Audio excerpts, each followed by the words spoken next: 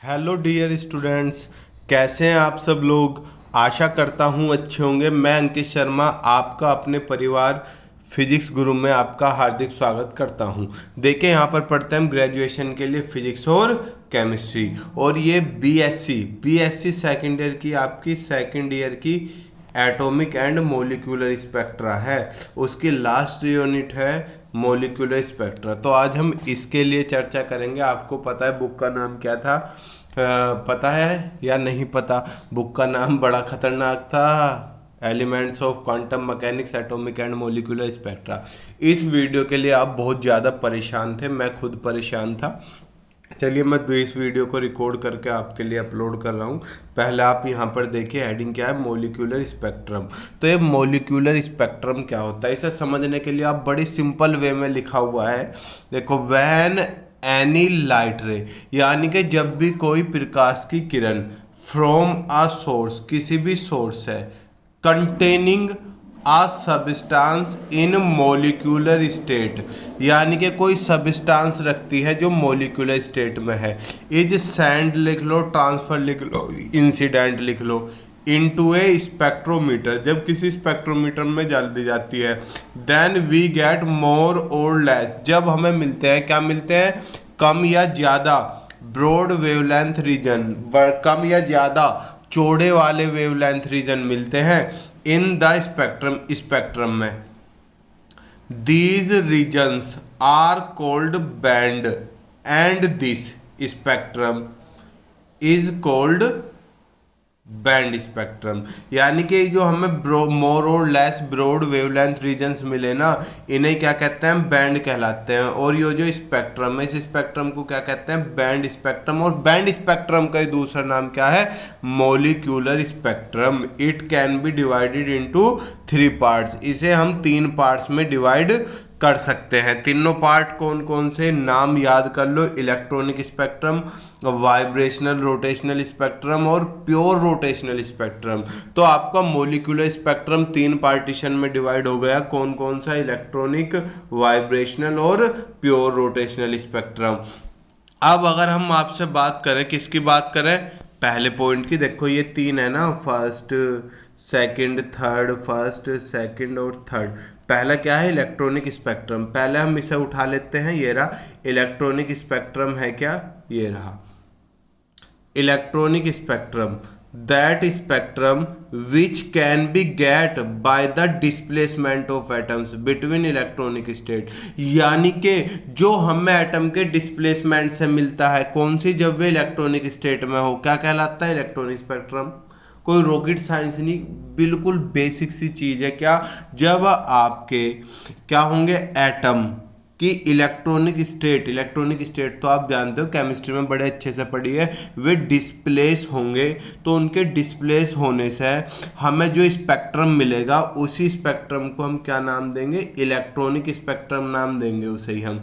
This spectrum is observed in both emission and absorption, यानी कि यो हमें इमिशन और एब्जॉर्प्शन तीनों रीजन में दिखता है। यो हमें दिखता है, तीनों नहीं, दोनों, in the visible and UV region, visible में भी और यूवी के, चाहे तो इमिशन हो चाहे एब्जॉर्प्शन हो।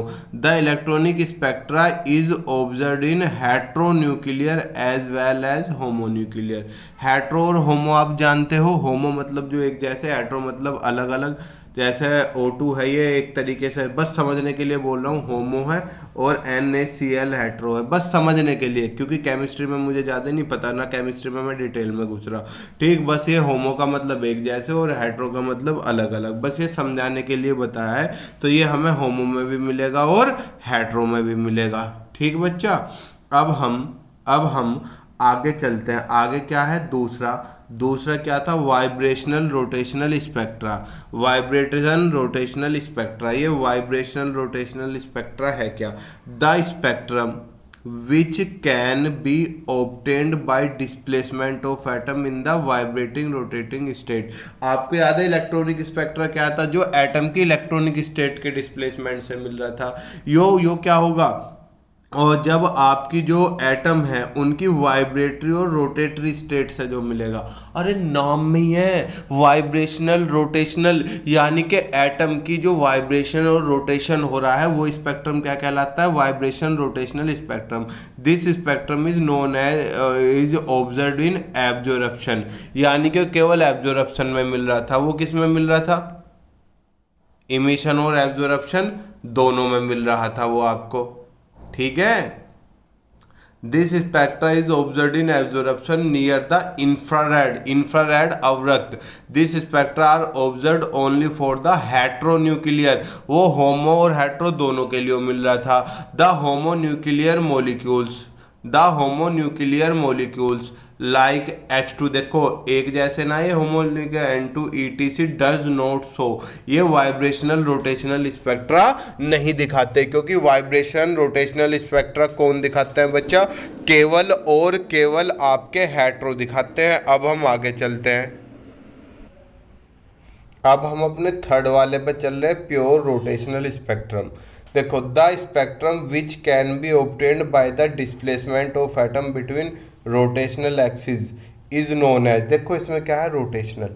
देखो जो इलेक्ट्रॉनिक स्टेट में था वो तो इलेक्ट्रॉनिक, और जो वाइब्रेशनल रोटेशनल में मिल रहा था वो वाइब्रेशनली रोटेशनरी, और जो केवल रोटेशनल में मिला है वो क्या है, pure rotatory spectrum.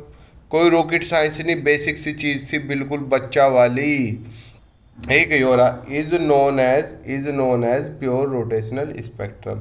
This spectrum is observe in absorption far infrared region, यानी कि ये एब्जॉर्प्शन के दूर वाले अवरक्त क्षेत्र में मिलता है, ठीक। The homonucleus molecule does not show pure rotational spectra, यानी कि homonucleus molecules pure rotational spectra दिखाते नहीं हैं। तो हमारे ये तीनों टाइप क्लियर हो चुके हैं। अब हम क्या पढ़ेंगे, अब हम पढ़ेंगे molecule as a rigid rotator. ये हालांकि बोर्ड का टॉपिक है, यानी कि बोर्ड मतलब बोर्ड पर समझाने वाला व्हाइट बोर्ड पर। अगली बार हम थोड़ा अपडेट कर रहे हैं अपना क्लासरूम, तो हम इन्हें भी अलग तरीके से पढ़ाएंगे। पहले आप इसे चलो इस बार तो ऐसे समझ लो लास्ट यूनिट है, इसके बाद हमें अपना वो भी लेकर चलना है आपकी इलेक्ट्रोमैग्नेटिक्स, ठीक है बच्चा। चलो हम इसमें समझाने की कोशिश करते हैं। देखो इसमें क्या लिखा हुआ है, इसमें लिखा हुआ है let us consider m1 m2 is the masses of the atoms and r be the distance between them, c be the centre of mass which is at distance x from m1। इसमें हमने क्या किया, एक particle मान लिया, उसका m1 एक atom था, m2 दूसरा एटम था, इनका सेंटर ऑफ मास c था जो m1 से x डिस्टेंस पे था।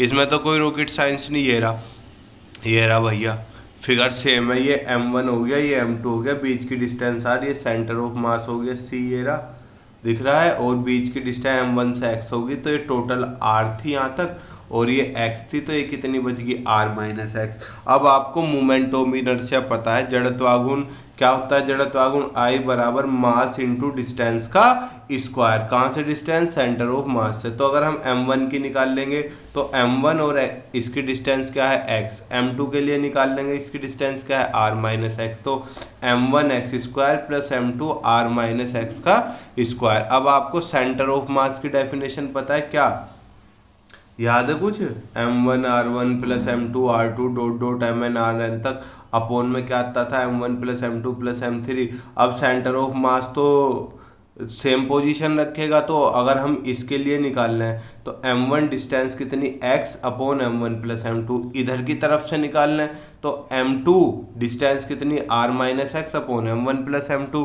सेंटर ऑफ मास तो सेम ही रहेगा, वो तो चेंज होगा नहीं, चाहे इधर से निकाल लो चाहे इधर से निकाल लो, तो दोनों की वैल्यू क्या होगी, इक्वल होगी। सेंटर ऑफ मास तो अपनी जगह पर रहेगा, ऐसा थोड़ी होगा इधर से निकाल लोगे तो कुछ और, इधर से निकाल लोगे कुछ और, तो से इक्वल होगी। यहाँ देखो m1 प्लस m2 से m1 प्लस m2 बच गया। अब मैं इस m2 के अंदर मल्टीप्लाई कर रहा हूँ, बड़े सिंपल वे में कर रहा हूँ मैं, ये रहा m1x plus m2r minus m2x।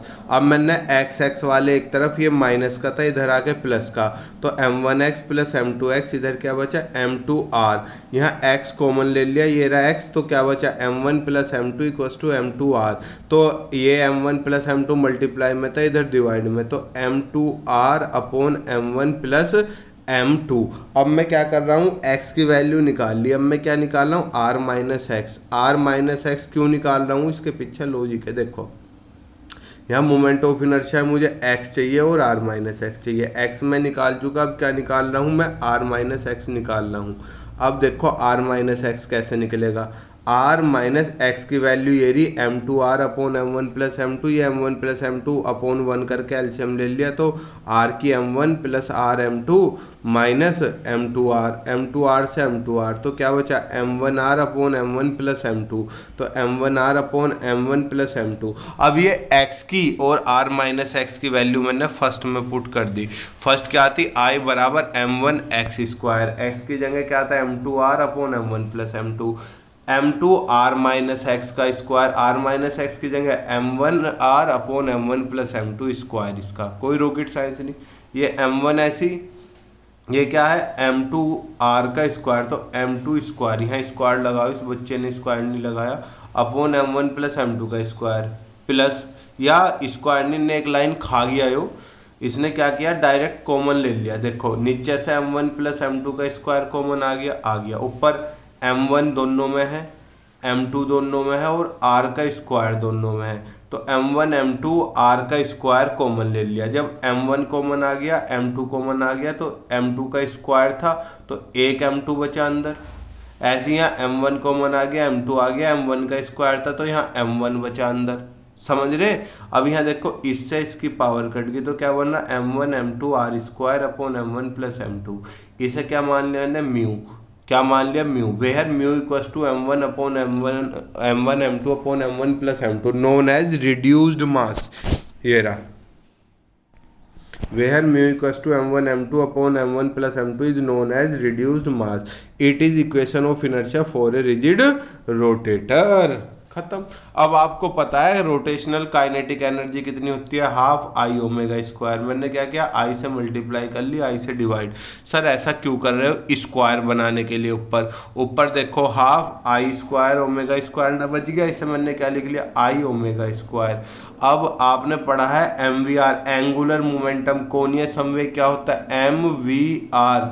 और आपने ये भी पढ़ा है, सर ये कहाँ से आ गया, अबे यार एम वी आर, v बराबर क्या होता है R omega into R. R क्या बन गया, M R square into omega, ये क्या हो गया आई। तो यहाँ से आया, आप चाहो तो इसका भी स्क्रीनशॉट ले लो। अब आई ओमेगा की जगह मैंने एल रख दिया, कितना हाफ एल, इसका स्क्वायर था तो स्क्वायर अपॉन आई। बताओ अभी आपने जब स्टार्टिंग में पढ़े थे तो हमने स्टार्टिंग में क्या एल एस जे जे कपलिंग लिखी थी, तो एल किसके बराबर था, अंडर रूट जे जे प्लस 1 इंटू एच अपॉन 2 पाई। अभी हमने क्या लिखा है, kinetic energy half L square upon I, यही तो लिखा है। तो L की वैल्यू रखूंगा एल स्क्वायर, जब स्क्वायर करूंगा तो इसका अंडर रूट गायब, जे जे प्लस 1 और इसका H square upon 4 pi square into आई।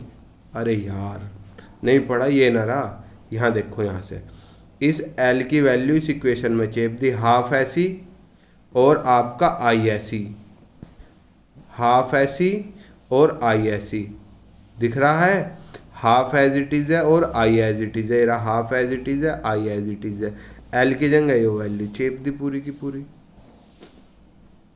ठीक, अब इसे सोल्व कर लिया, एच स्क्वायर 4 2 जा 8 पाई स्क्वायर आई जे जे प्लस 1। अब pure energy of pure spectrum. अब स्पेक्ट्रम की जो प्योर एनर्जी होती है वो होती है काइनेटिक एनर्जी अपॉन एच सी।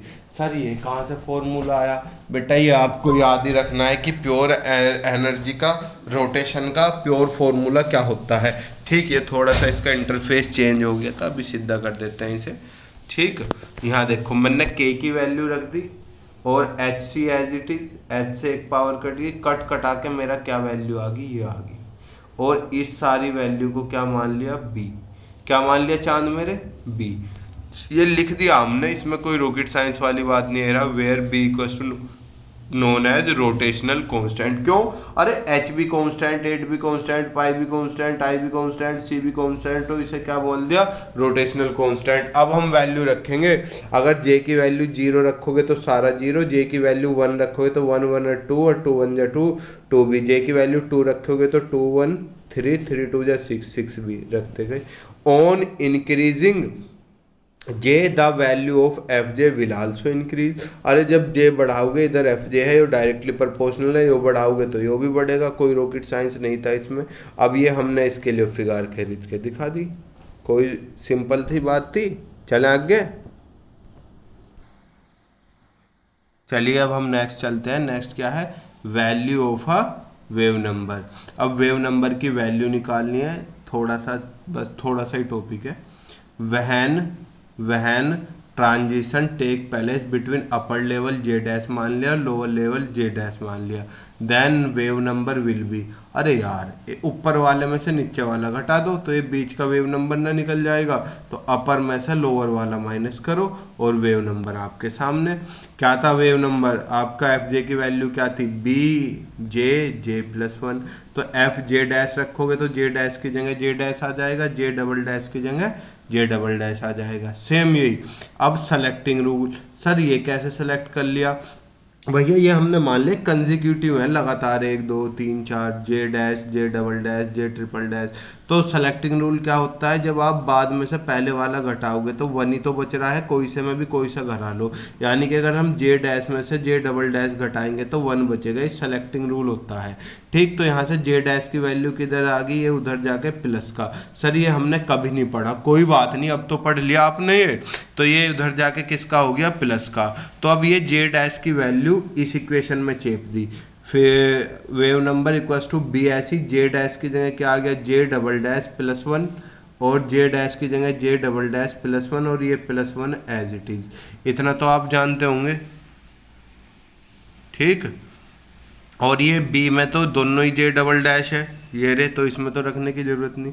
अब क्या मैं करा मैंने, जे डबल डैश प्लस वन और ये जे डबल डैश वन और वन टू, और ये एज इट इज। अब देखो जे डबल डैश प्लस वन जे डबल डैश प्लस वन दोनों में है, मैं चाहूँ तो कॉमन लेकर सोल्व कर सकता हूँ। ये रहा B J double dash plus one दोनों में से कॉमन, इधर क्या बचा, J double dash plus two minus J. ये कैसे बचा सर, अरे देखो नालायको, J double dash plus one दोनों में से कॉमन, बी भी दोनों में से कॉमन, यहाँ क्या बचा, J double dash plus to और माइनस का निशान, और ये जे डबल डैश, ये तो कॉमन आ गया ना, ये रहा। तो इससे क्या हुआ, इससे ये कैंसिल आउट हो गया, ये रहा, क्या बचा, J double dash plus one और ये वाला टू, टू मैंने बाहर लिख लिया।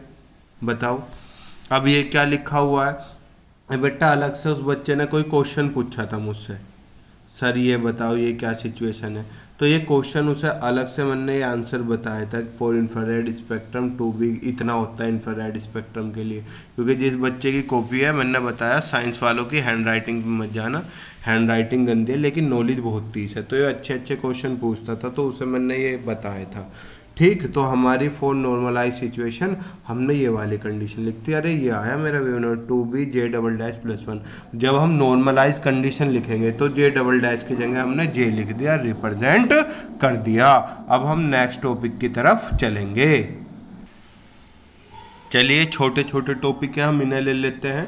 क्या होमोन्यूक्लियर जो है एटम आपके, वेर प्योर रोटेशनल या रोटेशनल स्पेक्ट्रा क्यों नहीं दिखाते, बेटा रोटेट करने के लिए प्लस माइनस होगा, तभी ये ऐसे रोटेट करेंगे एक दूसरे की तरफ। अगर हम प्लस प्लस ले लेंगे तो एक दूसरे की तरफ कैसे रोटेट करेंगे, हम माइनस माइनस ले लेंगे एक दूसरे की तरफ कैसे रोटेट करेंगे। तो रोटेट करने के लिए हेट्रो होना जरूरी है। जैसे मैंने कहा H2 ले लो, H2 तो एक जैसा ही है, लेकिन जब NaCl लोगे तो एक प्लस होगा एक माइनस, तभी तो रोटेट कर पाएंगे ये।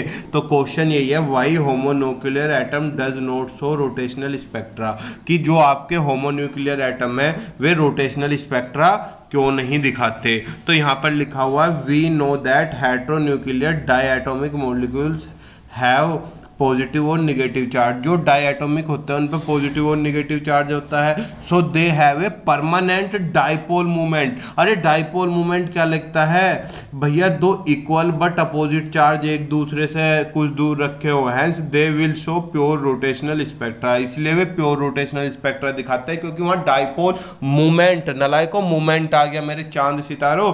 Suppose at any instant the molecule is in such a position that, हमने मान लिया कि कोई भी मॉलिक्यूल इस पोजीशन में है कि that electric field push the positive charge up and negative charge down, कि जो इलेक्ट्रिक फील्ड है वो पॉजिटिव चार्ज को तो क्या ले जा रहा है, ऊपर की साइड, और नेगेटिव चार्ज को नीचे की साइड।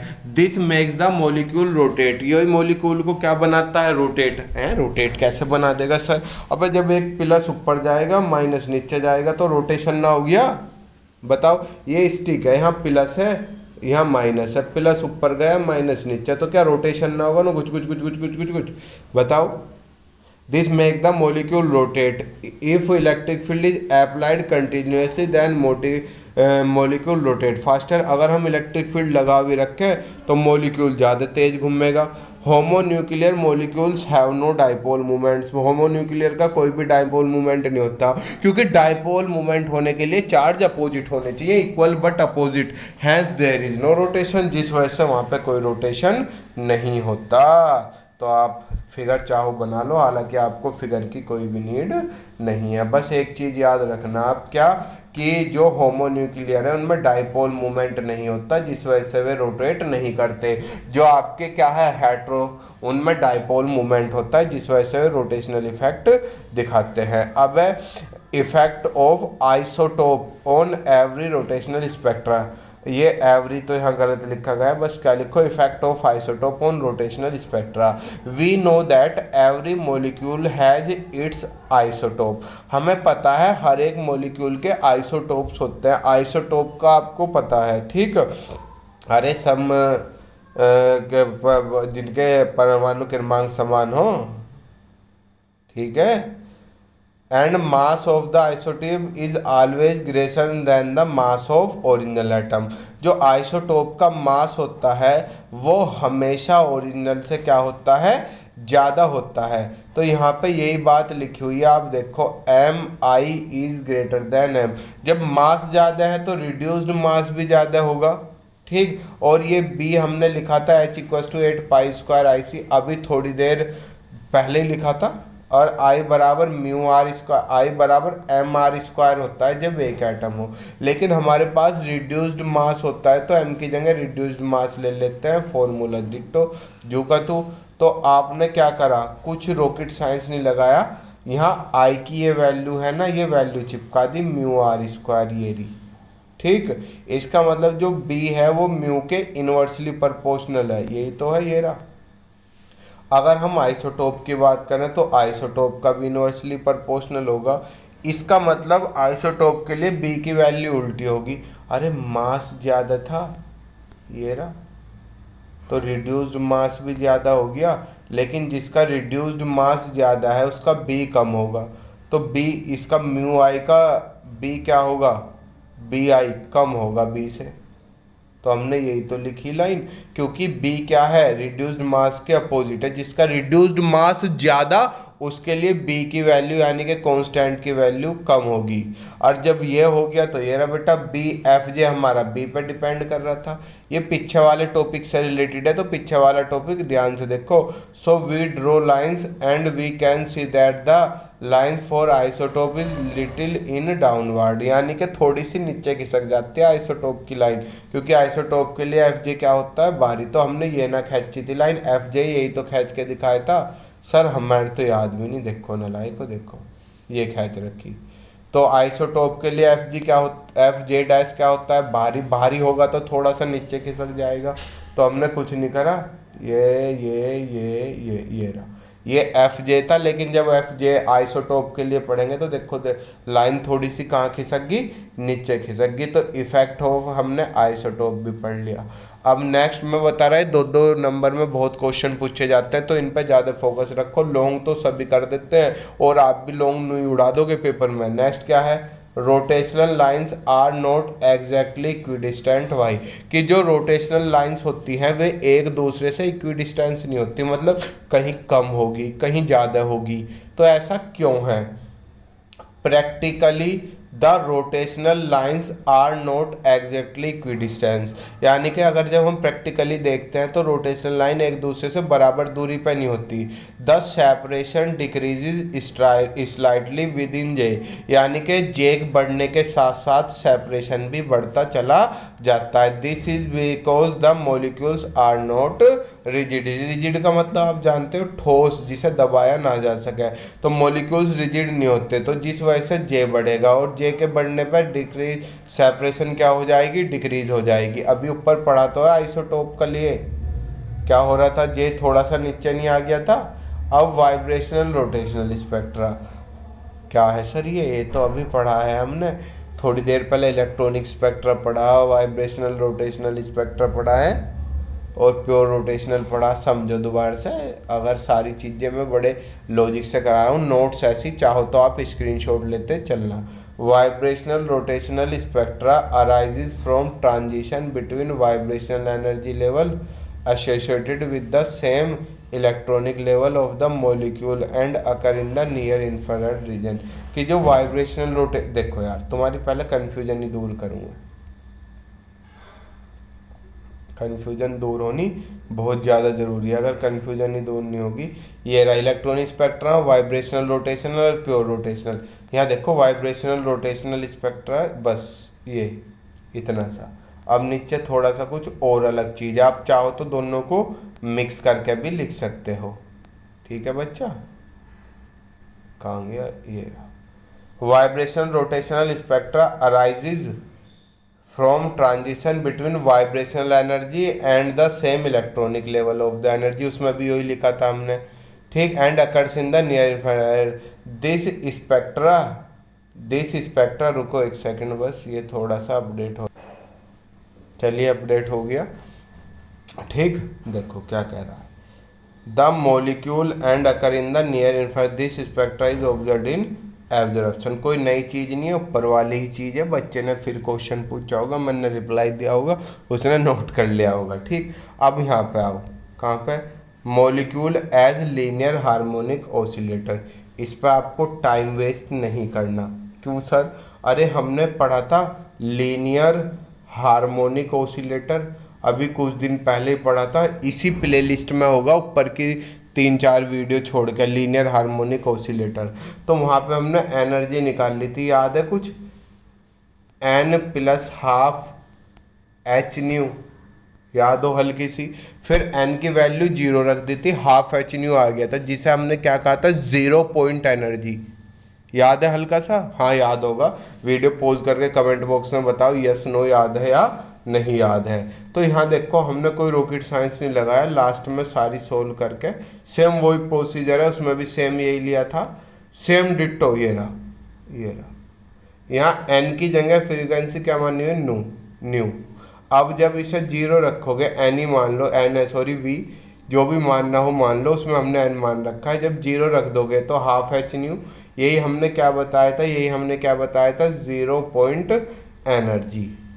यहाँ तक तो आपको सेम छाप देना, बिल्कुल कोई भी जरा सा भी आपको इसमें सोचना जरूरत नहीं है। यहाँ पे देखो हमने क्या लिखा हो, 1 मार्क्स। 1 मार्क्स में कई बार पूछा गया है व्हाट इज 0 पॉइंट एनर्जी। तो 0 पॉइंट एनर्जी के लिए आपको इतना कर देना है और कोई दिमाग खर्च नहीं करना। अब यहाँ पे है we know energy in the form of wave number. हम जानते हैं वेव नंबर की फॉर्म में एनर्जी क्या दी जाती है। अभी हमने थोड़ी देर पहले ही पढ़ा था ये E/hc। जब मैं कह रहा था आप इसे याद रखना, याद है कुछ, चलिए चलते हैं। हमने क्या लिखा था, E/hc। E की वैल्यू रख दी v plus half H nu, H से एच कट गया, क्या बचा v plus half nu upon C. Nu upon C omega के बराबर होता है, पता होना चाहिए। ओमेगा होता है 2 पाई न्यू, और सी क्या है, स्पीड ऑफ लाइट है। ठीक है, न्यू अपॉन सी, न्यू भी क्या है, कांस्टेंट है ये रहा, और सी भी क्या है, कांस्टेंट। तो हमने इसे नया ओमेगा कांस्टेंट मान लिया। अगर हम v को 0 लिखें, v को 0 मान ले तो क्या आ जाएगा, ओमेगा/2 आ जाएगा। v को 1 मान ले तो 1 प्लस हाफ 3/2 ओमेगा आ जाएगा। अरे ये रहा, 2 मान लोगे तो 5/2। We see that gap is same for nu, so the lines of graph are equidistance. तो हमने ग्राफ कह दिया, 0 से शुरू हुआ 0 1 2 3 ω/2 ω3 ω/2 5 ω/2। ग्राफ पे आपको नहीं बुझना। फिर हम क्या करेंगे, सेम पहले की तरह जो अभी किया था, सेलेक्टिंग रूल लगा के कुछ नहीं करा था हमने। तो ऐसी let nu dash and nu dash be the higher and lower energy transition then the definition of wave number G nu dash minus G nu double dash. वहाँ क्या लिखा था, बी जे डैश वाला याद है कुछ? अरे यार तुम्हें यार सारी चीज़ें मुझे पीछे पहुंचवाते हो तुम, बार बार टाइम खामोखा लगवाते हो। ये रहा ये रहा ये रहा ये रहा ये रहा ये रहा ये रहा, ठीक है। टी टी टी टी ये रहा F J dash minus F J double dash, value of wave number. अब यहाँ भी हमें क्या निकालनी है, वैल्यू ऑफ वेव नंबर ही निकालनी है। ये रहा, यहाँ पे क्या हो जाएगा, जी nu dash minus G nu double dash. अब जी न्यू डैश की value new dash plus half omega minus new double dash plus half omega. अब क्या किया आपने, अंदर मल्टीप्लाई करी, ये इससे कट हो गया, ओमेगा कॉमन, क्या बचा, new minus new dash omega by selecting rule. अब नु मत कहिए सेलेक्टिंग रूल क्या है, नहीं तो फ़ोन में घुस के मैं कोनी मारूंगा कमर में बहुत जोर से, पता होना चाहिए। सेलेक्टिंग रूल डिफरेंस 1, ये इधर आके प्लस का, इसकी वैल्यू रखी, इससे कट गया, केवल क्या आ गया, ओमेगा बच गया। ये रहा, बस खत्म यहाँ के साथ। अब क्या है आपका, हमने इफेक्ट ऑफ आइसोटोप पढ़ा था रोटेशनल पे, अब हम पढ़ेंगे वाइब्रेशनल रोटेशनल पे। सारा करा रहा हूँ, कुछ नहीं ले छोड़ के चल रहा मैं, तुम्हारा कोर्स थोड़ा सा पीछा हो गया था तबीयत खराब होने की वजह से। वी नो दैट, लेकिन थर्ड ईयर में ऐसा नहीं होगा। We know that the mass of the isotope is greater than the original molecule, हमने पढ़ा था। हमने ये भी पढ़ा था रिड्यूस्ड मास भी ज़्यादा होगा, अभी हमने पढ़ा था ये एम आई क्या है, एम से बड़ा है तो म्यू आई भी म्यू से बड़ा होगा। और फ्रीक्वेंसी आपने पढ़ी है 1/2πc/न्यू, तो ये जो फ्रीक्वेंसी है ये किसके डिपेंड है, 1/न्यू के। तो ये इन्वर्सली प्रोपोर्शनल होगी, ये तो डायरेक्टली था वो इन्वर्सली हो गया। इन्वर्सली होने का मतलब बच्चा उल्टा उल्टा, तो यहाँ देखो आ गया। सो ड्रॉ ए ग्राफ, उसमें भी क्या हो रहा था, नीचे एफ जे में भी नीचे खिसक गया था आइसोटोप वाला, इसमें भी आइसोटोप वाला क्या होगा, नीचे खिसक गया। इसमें मैंने ज़्यादा डिटेल में नहीं लिया, सेम पीछे वाला ही है, ठीक है। अब ये थोड़ा सा ध्यान रखना, हमने लीनियर हार्मोनिक ऑसिलेटर पढ़ा था, ये क्या है, diatomic molecule as anharmonic oscillator. इसमें बच्चे कंफ्यूज होते हैं, वो है लीनियर और ये है डाई एटोमिक मॉलिक्यूल, वो है लीनियर हार्मोनिक ऑसिलेटर। देखो, when any particle oscillate with external frequency in place of its original frequency, then this type of oscillator is known as anharmonic oscillator. समझे? तो आप समझ गए होंगे एनहार्मोनिक, अरे जाए झूला है, आप वो अपनी फ्रीक्वेंसी से थोड़ी झूलता है, आप बाहर से फोर्स लगाते हो तब झूलता है। देखो, when an external force is applied on any particle, तो वो क्या कहलाता है आपका, then force acting on particle is known as restoring force, and for anharmonic oscillator this value is given by. बेटा आपने पढ़ा है रिस्टोरिंग फोर्स क्या होता है, F=-kx, लेकिन जब आप क्या करते हो, एन हार्मोनिक लेते हो तो उसमें बाहर से भी फोर्स लगाते हो, तो इसकी वैल्यू ये होती है, where G is coefficient of external frequency. ये कभी नहीं आया ना, ज़्यादा इसमें आपको टाइम वेस्ट करना। इलेक्ट्रॉनिक कपलिंग पर न्यूमेरिकल्स आते हैं, तो आपके थोड़ा सा ध्यान से समझ, न्यूमेरिकल भी नहीं है, क्वेश्चन है, एक बड़े इजी क्वेश्चन है, आप आसानी से कर दोगे। 4 प्रोसेस अप्लाई करने होते हैं, प्रोसेस 1 प्रोसेस 4 क्या 3 है, अब तो 3 ही प्रोसेस है। देखो क्या, the coupling which takes place between the state of particle in electronic spectrum, यानी कि वो कपलिंग जो पार्टिकल की उन स्टेट के बीच अगर करती है जो इलेक्ट्रॉनिक फॉर्म में हो, क्या कहलाती है, electronic coupling. This is based on the following process, ये फॉलोइंग प्रोसेस पे बेस है। प्रोसेस फर्स्ट, जिसे क्या बोलते हैं, lambda process. This process represent the electronic state of the particle, ये पार्टिकल की इलेक्ट्रॉनिक स्टेट को रिप्रेजेंट करती है। According to it for lambda, इसके अनुसार लैम्डा के लिए 0 1 2 3 स्टेट होती है। 0 1 2 3 the electronic state will be sigma pi delta phi. 0 के लिए ये, 1 के लिए ये, 2 के लिए ये, 3 के लिए ये स्टेट होगी आपकी। ठीक, फिर प्रोसेस सेकंड, इसे बोलते हैं sigma process. This process represent the spin off particle. इसमें क्या होता था, m equals to 2s plus 1 से हम s निकाल लेते थे और सिग्मा की वैल्यू क्या होती थी, -s से प्लस s, सॉरी l कह रहा। प्रोसेस थर्ड ओमेगा प्रोसेस, ये कुछ नहीं, जो आपने निकाल ली उनका प्लस ले दो दोनों का, और किस में, उसमें मैग्नीट्यूड में। सर हमारी समझ में नहीं आया, क्वेश्चन बताओ। ये आ गया, find the value of omega process for 3 delta. 3 delta के लिए आप बेटा जानते हो, डेल्टा के लिए लैम्डा क्या था, याद है कुछ, अभी हमने थोड़ी देर पहले लिखे थे, लैम्डा और 0 1 2 3 सिग्मा पाई डेल्टा फाई। यहाँ क्या है, डेल्टा, डेल्टा के लिए कितना है 2, तो बेटा यहाँ पर आपका लैम्डा कितना आ गया, 3 ना आ गया, 3 नहीं सॉरी 2, 0 से स्टार्ट होते हैं, 0 1 2 आ गया।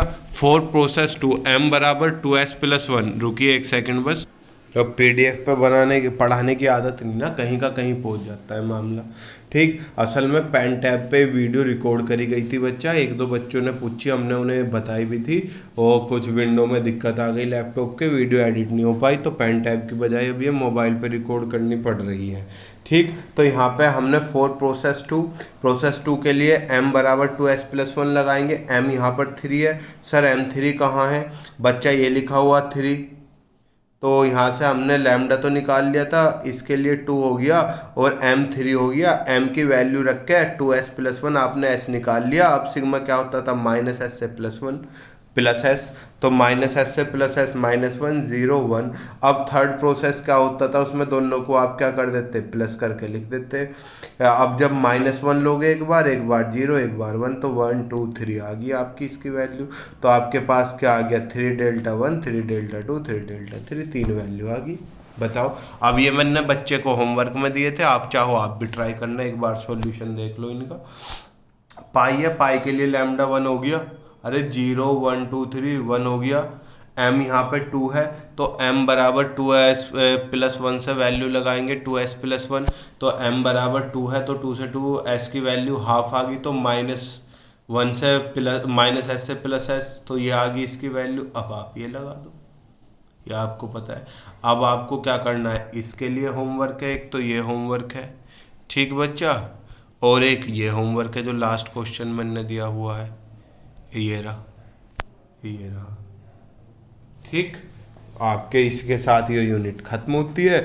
अब हम नेक्स्ट वीडियो, यार सर आप कहते हो लेके नहीं आते, यार बड़ी दिक्कत हो रही है मुझे आजकल, बोलने में बड़ी समस्या हो रही है, तो मैं एक्स-रे स्पेक्ट्रम और एल्कलाइन स्पेक्ट्रम मोड लाऊंगा, आज ही ले आऊँगा, मोबाइल पे ऐसे ही रिकॉर्ड कर दूंगा, और फिर कल आपकी जो आपकी इलेक्ट्रॉनिक है, इलेक्ट्रोमैग्नेटिक्स बुक है, उसकी भी अपलोड कर दूंगा। तब तक खुश रहिए, जय हिंद जय भारत, प्रणाम, शुभ संध्या।